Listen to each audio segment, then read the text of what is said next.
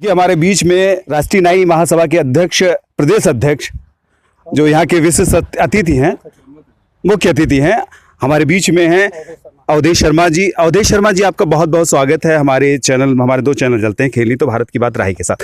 Sir, अभी जिस तरह से आपका एक राजनीतिक संगठन है, लेकिन क्या मजबूत बनाकर अपने समाज के लिए क्या इसको किसी संगठन में मर्ज करना चाहेंगे आप? यह खुद एक संगठन है और राष्ट्रीय स्तर का संगठन है जिसका नाम है राष्ट्रीय नाई महासभा। राष्ट्रीय नाई महासभा के तत्वाधान में आजमगढ़ के 22 ब्लॉकों में लगातार मीटिंगें चल रही हैं। अभी 2 दिन पहले हमारी बिलरियागंज ब्लॉक में मीटिंग थी, आज हमारा पवई ब्लॉक की मीटिंग चल रही है। तो हम यह संदेश देना चाहते हैं कि राष्ट्रीय नाई महासभा के बैनर तले नाई समाज एकजुट होने जा रहा है बड़े पैमाने पर। यह हमारी तैयारी चल रही है। लखनऊ की धरती पर 4 नवंबर 2023 को 1 लाख नाई जुटा करके अपनी राजनीतिक पहचान के लिए, राजनीतिक उपेक्षा जो हो रही है नाई समाज को, जैसे जिस प्रकार से राजभर समाज, निषाद समाज, मौर्य समाज और चौहान समाज अपनी राजनीतिक भागीदारी हासिल कर लिए ताकत का प्रदर्शन करके, उसी तरह नाई समाज भी बड़े पैमाने पर 4 नवंबर 2023 को 1 लाख नाई जुटा करके लखनऊ की धरती पर प्रदर्शन करने जा रहा है। उसी के लिए यह रणनीति बनाने के लिए बनाया। इसको मतलब है कि आप राजनीतिक संगठन बनाना चाह रहे हैं? राजनीतिक संगठन बनाना नहीं चाह रहे हैं। राष्ट्रीय नाई महासभा खुद एक गैर राजनीतिक संगठन है। इस बैनर तले ही हमारा प्रोग्राम होगा। हम राजनीतिक पार्टियों को दिखाना चाहते हैं कि नाई समाज उत्तर प्रदेश में 3% की आबादी रखता है। इसको 3% के हिसाब से कोई पार्टी टिकट नहीं देती है। इसलिए हम अपनी ताकत का प्रदर्शन करके राजनीतिक पार्टियों को दिखाना चाहते हैं कि हमको 3% की भागीदारी आप दो।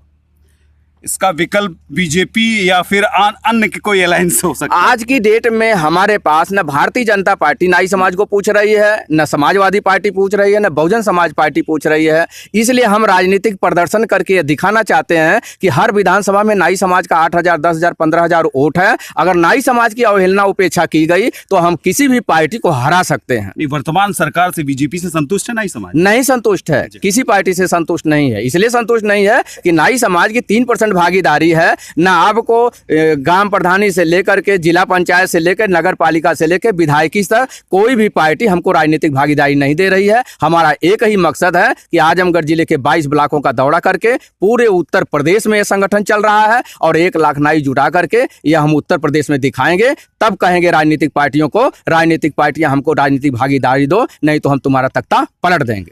जननायक कर्पूरी ठाकुर साहब की पूरी विरासत, पूरी जीवनी जो है उनकी ईमानदारी में चली गई। 1971 में जब उन्होंने अपनी बेटी का विवाह किया तो है ना आपको ग्राम प्रधानी से लेकर के जिला पंचायत से लेकर नगर पालिका से लेकर विधायकी तक कोई भी पार्टी हमको राजनीतिक भागीदारी नहीं दे रही है। हमारा एक ही मकसद है कि आजमगढ़ जिले के 22 ब्लॉकों का दौरा करके पूरे उत्तर प्रदेश में यह संगठन चल रहा है और 1 लाख नाई जुटा करके यह हम उत्तर प्रदेश में दिखाएंगे। तब कहेंगे राजनीतिक पार्टियों को, राजनीतिक पार्टियां हमको राजनीतिक भागीदारी दो, नहीं तो हम तुम्हारा तख्ता पलट देंगे। जननायक कर्पूरी ठाकुर साहब की पूरी विरासत, पूरी जीवनी जो है उनकी ईमानदारी में चली गई। 1971 में जब उन्होंने अपनी बेटी का विवाह किया तो दहेज रहित, और कभी उन्होंने कोई सरकारी गाड़ी अपने स्वतः के लिए, मतलब अपने मूल कारण के लिए इस्तेमाल नहीं की। ऐसे देश स्तर में पूरा खोजेंगे तो कर्पूरी ठाकुर जैसा व्यक्ति और उनके जैसा व्यक्तित्व तो मिलना बहुत मुश्किल है। जबकि सरकारी गाड़ी का प्रयोग नहीं करते थे। सामंतवादी व्यवस्थाओं के बीच में बिहार जैसे राज्य में 2-2 बार मुख्यमंत्री रहना, 1952 से लगातार कोई चुनाव हारे नहीं। और यह इन्होंने दिखाया कि ईमानदारी एक ऐसी चीज है जिसमें देश में आप गरीबों का कल्याण करके, उनको साथ न्याय करके आप कुर्सी हासिल कर सकते हैं। पूरे देश में उनको अगर किसी को जननायक की उपाधि मिली तो जननायक कर्पूरी ठाकुर जी के मिली, और जननायक कर्पूरी ठाकुर जी के हम वंशज हैं और उसी तर्ज पे उत्तर प्रदेश में राजनीतिक भागीदारी चाहते हैं। बहुत बहुत धन्यवाद। अवधेश शर्मा जी हमारे साथ थे। सही है कि कर्पूरी ठाकुर एक समाज के नहीं बल्कि हम सारे बैकवर्डों के एक अच्छे लीडर थे, और सही उनको एक उपाधि जननायक की थी। शायद देश में किसी को जननायक की उपाधि नहीं मिली। आज उनको हम श्रद्धांजलि देते हुए अपनी इस बात को यहीं पर खत्म करते हैं। धन्यवाद।